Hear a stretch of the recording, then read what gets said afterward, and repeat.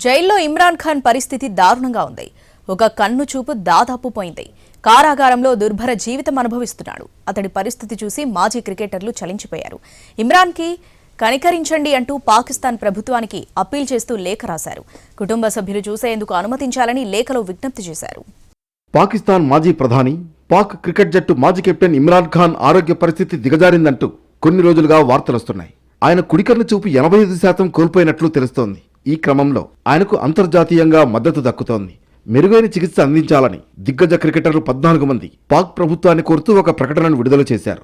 వారిలో టీమిండియా మాజీ కెప్టెన్లు కపిల్ దేవ్, సునీల్ గవాస్కర్ ఉన్నారు. వారితో పాటు మాజీ కెప్టెన్లు Michael Atherton, Allan Border, Michael Brearley, Greg Chappell, Ian Chappell, Belinda Clark, David Gower, Kim Hughes, Nasser Hussain, Clive Lloyd, Steve Waugh, John Wright సంతకాలు చేశారు. ఇమ్రాన్ ఖాన్ నాయకత్వం, క్రీడా స్ఫూర్తి ఎందరికో ఆదర్శమన్నారు. దేశం సవాళ్లు ఎదుర్కొంటున్న సమయంలో ప్రధానిగా ప్రజలను నడిపించారని, అలాంటి వ్యక్తికి అంతర్జాతీయ ప్రమాణాలకు తగ్గట్లుగా నిర్బంధ పరిస్థితులు ఉండేలా చూడాలని లేఖలో కోరారు. ఆయన్ని కుటుంబ సభ్యులు చూసేందుకు అనుమతించాలని మాజీ క్రికెటర్లు రిక్వెస్ట్ చేశారు. పలు కేసుల్లో జైలు శిక్ష అనుభవిస్తున్న ఇమ్రాన్ ఖాన్ ఆరోగ్య పరిస్థితి ఇటీవల చర్చనీయాంశమైంది. రావల్పిండిలోని జైల్లో ఉన్న ఆయనపై అక్కడి సిబ్బంది అమానవీయంగా ప్రవర్తిస్తున్నారని వార్తలొచ్చాయి.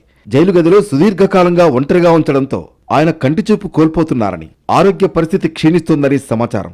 పాక్ సుప్రీంకోర్టు నియమించిన న్యాయవాది పరిశీలనలో ఈ విషయాలు వెల్లడయ్యాయి. ఈ పరిణామాలపై స్పందించిన సుప్రీంకోర్టు వెంటనే ఆయనకు వైద్య పరీక్షలు నిర్వహించాలని అధికారులను ఆదేశించింది. ఆగస్టు 2023 నుంచి జైల్లో ఉన్న తమ తండ్రిని కొన్ని నెలలుగా చూడలేదని, మాట్లాడలేదని ఇమ్రాన్ ఖాన్ కుమారులు ఆవేదన వ్యక్తం చేశారు.